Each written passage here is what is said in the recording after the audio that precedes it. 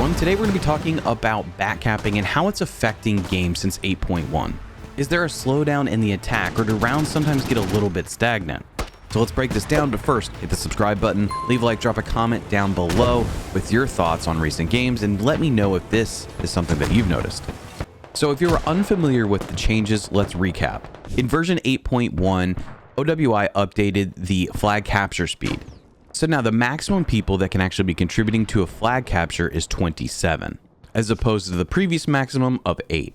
So this allows you to capture a flag in 46 seconds with 18 players, or 35 seconds with 27 players. Obviously, this incentivizes having more people on your early caps to expedite the process of getting to mid caps. This gives you the potential to quickly adjust to where caps are going, moving your team more towards objectives versus having them spread out. Because it's likely that if you speed up the first 2 caps on any given map, you're going to know the lane that the rest of the objectives will follow. So we're going to use squad maps to help us illustrate sort of the movement of the objective. Now this is Yehorivka Random Advanced and Secure version 2. And you can see that the points across this map are pretty widespread. You could have multiple different lanes. And in fact, I'm going to divide this into basically 4 different lanes. So for example, you may have a lane running down the east to the southern portion of the map. And depending on the caps, there's kind of 2 different center lanes, one running down the middle of the map and one running more across the central west part of the map. And I'm using a 4th lane as the far west lane because the central west is a little bit different because it can stay more to the interior of the map versus this that can actually extend beyond the interior. Now the benefit of trying to speed up your back cap is because some of these lanes are more so revealed on the second cap than just the first cap. And hopefully by backcapping quickly, utilizing more people, you're able to reveal that lane and sort of usher your team closer to the objectives or closer to that lane where the objectives are going to be within. And sometimes just knowing the difference between it being far west and more of a central west lane can be significant in your team getting to those objectives in a reasonable amount of time. Because as you can see in the side by side, not all the objectives or capturable points are actually overlapped. So that means you could be out of position pretty quickly. So that is the simple benefit of the faster back cap, having more people on those initial caps, finding the lanes that the objectives are going to travel within on your map, and then potentially gaining an extra 20, maybe 40 tickets if you just outpace the enemy team. But while there's a benefit, there also has to be a trade-off. So what is the negative of doing this? Well, before 8.1, I would typically recommend that teams need to spread out some of their assets. Try to get in positions where there might be a cluster of 2nd or 3rd objectives so that you can try to be in a position earlier and be prepared for whatever the enemy team might rush in that position. And by doing this, you might also be able to leapfrog some of the objectives. So while one squad has captured point 1, your squad's capturing point 2, that other squad that captured point 1 can actually move to a possible 3rd position. This would typically reduce the gap in travel time from one objective to another, allowing a couple squads to handle this, and at the time it was expediting the cap as much as you could. I would also typically recommend sending lodges a little bit more forward, not necessarily keeping them for the initial 1st or 2nd cap, but trying to get them in those positions for 3rd cap. And ideally, by placing a logi out there in a cluster of those 3rd cap objectives, you're able to get a fob up early for a defensive position. Now, in my opinion, this allowed for more of the team to start poking and trying to figure out where the enemy was when it came to maybe a 4th objective or an actual middle cap.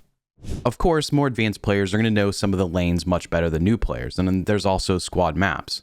But to some degree, this has also been built into the game with the mode info tab, which is found on the team selection page. Now that may be a pretty efficient example of backcapping prior to 8.1, but since 8.1, we're seeing a little more emphasis on a larger force actually taking the back cap to hurry the points along. But I think this has an effect on the rounds that you're playing. First, you have more of a defensive presence because you're isolating more of the group to play specifically on those objectives, which can be a good thing. I do think to some extent we're seeing more defensive play with 8.1, but simultaneously there are plenty of rounds where there's just not really an existent attack. And the reason I think this is happening is because we're sacrificing map control. And map control is important for things like intel. If you don't have intel, it's much harder to plan how you're going to attack. You may be sending a logistics vehicle or a transport to try to start that attack, and they're getting blown up along the way. So when I reference this idea of trying to project some of your force, maybe moving a logi up a little bit further along the lane if possible, that is not only to get your fob down, but it's to help understand what position you control. Or at minimum, it gives you a fighting chance to have some control further down the lane. This can also help guide the rest of your team to figure out where they can maneuver and how they can get supplies and infantry forward. But if you're consistently sending the bulk of your infantry to back caps, potentially 1 to 2 logistics vehicles, you are going to be pretty limited in what you can set up sort of downrange on the battlefield. Let me give you a little bit of an extreme example. You have 48 people on your team. If you send the max 27 to the initial caps, plus you're going to have about 9 folks, a full infantry squad in vehicles just running crew. That leaves you with about 12 people to still push somewhere out on the field. Now consider that 9 of those 12 folks may be in one vehicle.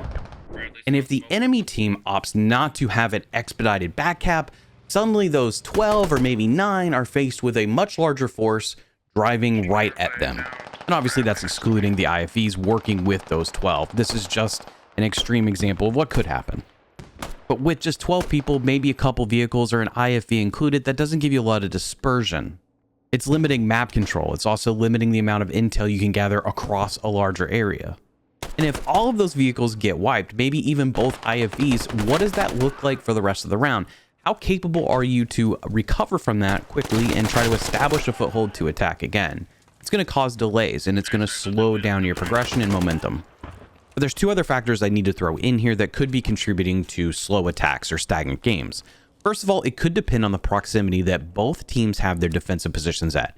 For example, if they're closer together, it can result in a pretty strong firefight between those 2 positions, maybe slowing down either team's ability to set up a strong attack position. For example, if we go back to the map we looked at earlier, you have the 3rd and 4th caps on the center lane are pretty close in proximity. And given that the area isn't that large, this could result in a strong firefight that lasts a long while, and maybe both teams are just content with that sort of fight, either because the constant need to defend is there, or just setting up an attack is becoming really difficult because of how many people are on the defensive position for the enemy team. Now, the other thing that can obviously attribute to a slow attack or the inability to launch a successful attack could just be geography of the map. Now, I'm going to reference a recent round I had on Goose Bay, where our defensive position was 5 wing and the enemy team's defensive position was factory. And very quickly, it's not difficult to see some of the geographic constraints that you're faced with when playing these 2 objectives, beginning with the water between the objectives. Now, this is too deep for infantry to cross, and it's also going to be treacherous if you have amphibious vehicles because of the rocks. So you have these 2 bridges, but those are ambush territory. If you've ever driven across them, it's highly possible there's going to be mines or an AT team waiting for you on the other side. Now, we were the WPMC faction, so we lacked amphibious vehicles. So an attack utilizing the water on the southern or western side of factory was out of play for us. That means we had to rely on the eastern or northern side of factory to actually launch an attack. And if we go from the eastern side, we're walking directly across the white line, which was where some of their blueberries are going to be placed anyway. Now, I say all that to say this is where momentum ceased. The objectives themselves are too far apart to support a really strong firefight between them. And obviously the geographics play a big factor. This round basically went stagnant for over 20 minutes until as WPMCs we convinced another SL to move the mobile spawn vehicle out of a hangar on defense and utilize it for attack, which has resulted in several points captured after that. But the point is that the geography of the map can play a factor as well as the proximity of objectives, because ultimately if they're really close together, it's going to be a lot of people in a small area. So the attack isn't necessarily going to look like an attack as much as it's just a big firefight. So what should you take away from this conversation? I think it's important that you find a balance during rounds. What do you need to know about the lane? How can you narrow it down and how quickly can you do that, while also trying to balance the fact that you need to gain some control over the map or the space that you're going to be playing within. So while maybe during the rounds that you're playing, you're not seeing 27 actual people on the initial cap, but it's still a large portion of the team. Consider the trade-off that we mentioned earlier about what happens when you don't have more bodies up front or dispersed across the map. If you're an SL, it's probably important to look at who is going to the back cap and how many people you really need based on what you know about the map. If you're pretty familiar with the lane, maybe go ahead and try to get ahead of things. Whereas if it's a map where maybe the first objective can tell you a lot, maybe it's helpful to go ahead and add to that back cap speed. But my recommendation largely remains the same as it was prior to 8.1. Try to disperse some people, get people out there to give you intel and valuable information so that you can coordinate further down the road. Because while it may seem nice to get an extra 20 or 40 tickets based on speed at those initial caps, it is really big to be able to grab another 60 later in game. So it's important to weigh the incentive tied to capping faster versus what you need to do early in the round that could help you later in the round. So I hope you enjoyed this conversation. I hope it's helpful if you are a relatively new player or you're trying to make adjustments to your game or the play style since 8.1. I think it's also a healthy thing to consider having a conversation about this in command chat before the round during staging phase, understand what you guys need to accomplish. So be sure to hit the subscribe button, leave a like, drop a comment down below with your thoughts, and I'll see you next time.